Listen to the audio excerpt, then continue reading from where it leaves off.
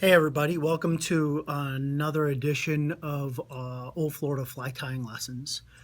Today we're going to do the Eat Me fly.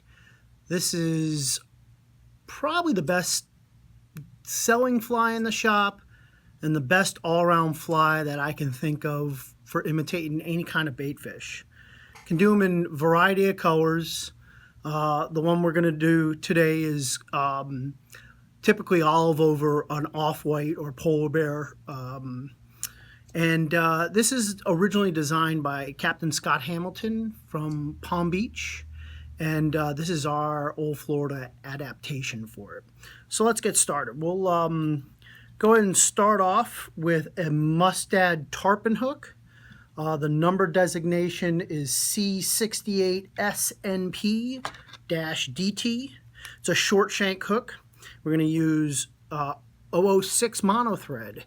We're going to start right behind the eye, and we're going to wrap this back just about to the point of the hook.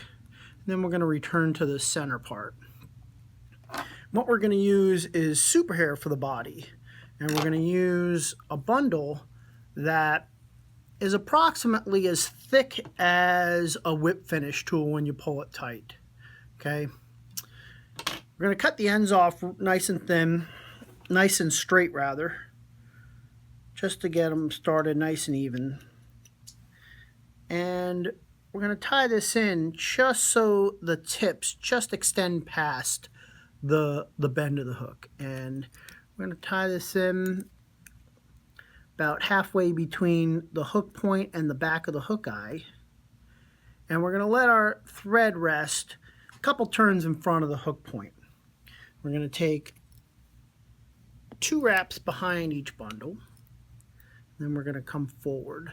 We want to create an angle cut here. So we're going to cut this straight across, and our cut begins right behind the eye and goes right back to almost to our thread point. And I'm going to save that bundle for the next batch that we're going to do.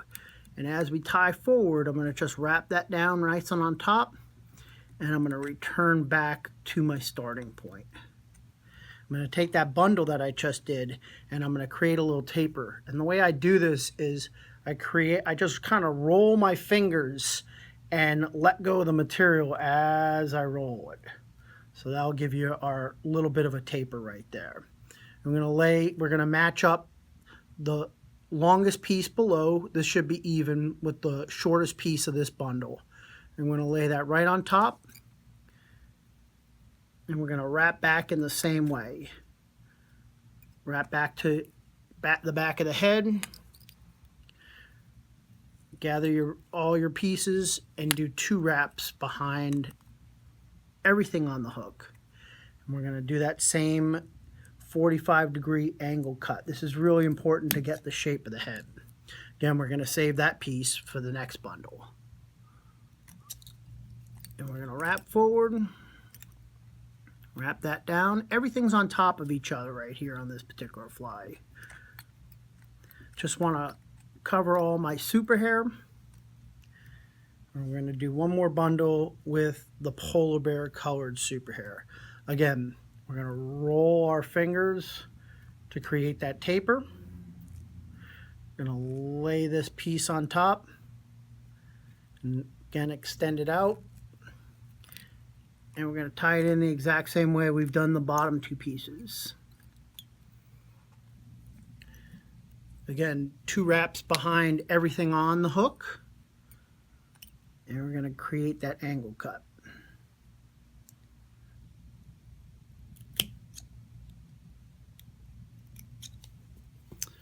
All right, so at this point, we're going to wrap this down. We're going to stop behind the eye because we're going to add our flash. What we're going to add is polar flash. Okay, this is a light olive pearl. I'm sorry, this is a green pearl. We used to use sparkle flash, and that's becoming harder to acquire, so we're switching over to polar flash, which is the same material, just in a few different colors. So we've taken 4 strands, and we're going to fold it around the hook, bind it down, and wrap towards the rear of the fly. And it's really important we go all the way to the back of the head, exactly where you stop the super hair. At this point, I'm going to just cut the length as long as the super hair, and I'm going to do several cuts so it's not a broom brush look to it. I want it tapered just a little bit. Then I'm going to just go forward and just fill in any micro gaps that I have on the body. Don't want to fill up too much, but just filling in the gaps. Next step is we're going to grab a bundle of olive super hair. This can be a little bit less than the bundles of polar bear that you had. Again, I'm going to even up the tips, and I'm going to create my taper once again. Okay. I'm going to lay my pieces on top, shortest of the olive to the longest of the polar bear, and we'll tie that right in. Once I get to the back of the head, again, I'm going to lift all my material up and just go behind all the material on the hook. Still want to create that angle cut. You also want to make sure that your super hair is nice and centered on top of the hook. And again, I'm going to wrap forward and I'm going to stop at the eye. Now for this piece of flash, we're going to go ahead and use 3 pieces of the green pearl and 1 piece of dark olive pearl. And with this, I'm going to just pluck out 1 piece. This has a little bit of gold in it, but I'm going to just pluck out 1 piece of the dark green. So I've got 3 green pearl and 1 dark olive pearl. This will give a touch of darkness to the top of the fly. Again, we're going to fold it over, lay it back right in center over the top of the head, and go right back to the back of the head. And then we're going to also stagger our cuts just slightly once again.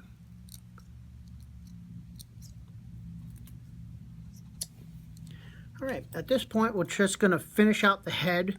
We're going to just go over the top. Sometimes you'll get too much of a bump right here and your thread will slip off. If that's the case, just go both before and after it until you can fill in that gap. Once you have your head shape all right, I'm going to go ahead and do a whip finish. And I do like putting the knot of the whip finish on the top of the fly. If it's on the side, sometimes it can interfere with the flatness of the head when you put the eyes on. So that's the basic shape here. Now what we're going to do is we're going to take this out of the vise and just give a little bit of a trim to the fly. So what I like to do with the trim is just spread out the fly, spread out the material, and just work my way up. And what this will help with is to give it a little bit of a thinner profile, but it really helps with the fouling of the material. Gives it a nice short base for you to be able to throw and work with. So normally I'll do a bunch of blanks first, where I'll do a bunch of this style. I'll do a dozen, half dozen, 4 dozen, how many I need. And then I'll do all the epoxying afterwards. But we'll go ahead and do the epoxying right now. We're going to use 3D eyes in silver. We'll use 3/16 for, this is a size 4 tarpon hook we're doing. I tie these in 4s and 1/0s, and for the 1/0s I use an owner Aki hook, and for the eyes for those I use a 1/4 inch. So I'm going to just stick these on so they stick above the head about halfway, and we're going to stick these on right at the point where that angle starts. So the middle of the eye is basically in the angle. So what we're going to do is we're just going to make sure that the eyes are nice and lined up evenly, both up and down and side to side. And then we're going to use our 5-minute Z-Epoxy. And I'm going to go ahead and make 2 little dots and mix this up. When you're mixing, you don't need a lot of epoxy for this small one. I'm using, not even the total amount will not even be the size of a dime when it's combined.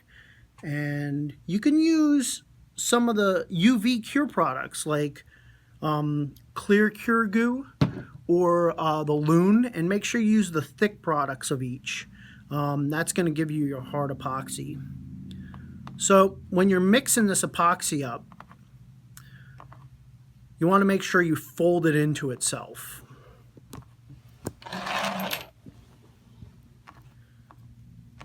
You don't want to stir it or you'll end up with lots of bubbles.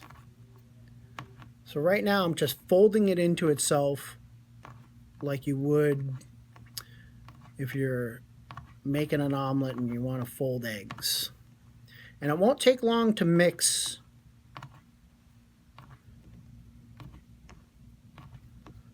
You want to mix it for about 30-45 seconds. And I just use a Post-it pad. You can use a business card. You can use some thicker cardstock. Okay, so once I do this, I'm going to start applying it to the fly. And the way I do it is I get a big chunk at first, and I'm going to put it right in between the eyes. I'm going to run it down the nose. And I'm going to add a little bit more just to build it up. You want to keep your fly turning as you're applying your epoxy or your UV resin. Now I'm going to go along the bottom and I'm going to hit the near side.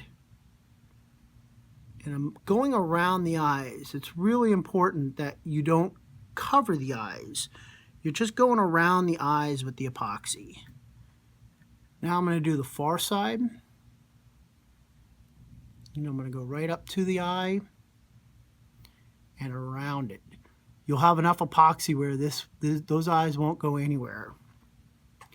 Just kind of roll my flash into my flies so when I put it in the drying wheel, it won't get into the next fly. Now, getting behind the eyes, I've left a little gap behind the eyes. So what I like to do is I just like to stretch the epoxy around the back of the eye. And I don't want a whole lot here. Okay, it's going to take a couple times to be able to do that. And this is one of the harder parts of this fly, is to control that stretch of epoxy. So once I've done that, I do want to hand shape my epoxy just a little bit. So what I mean by that, if at any point you want to let it rest, make sure that you leave your head pointed down so it runs between the eyes. But the last step I'm going to do is I'm going to just take it and I'm going to add just a little bit of epoxy and just kind of stretch it behind the eyes if you need to. Once I get that, I'm going to end up putting it into a drying wheel. You could rotate it on your vise for a few minutes, but when I'm doing these in bulk, it's a lot easier to use a wheel. And as that wheel turns around, there's one more step I want to do. I'll usually let it go around once, but I do want a little bit more epoxy into the head between the eyes. So I'm going to just stop it once at the bottom, 5, 6, 7 seconds, and then I'll start it back up again. And that's going to finish off the fly. It's going to dry within, it won't be tacky with the epoxy probably in about 10-15 minutes. And you could take it out and go fish. Again, this fly catches everything. You can tie it in different colors, different sizes. All depends on what your needs are as far as a bait fish pattern goes. Thanks for watching, and that's the Eat Me Fly today.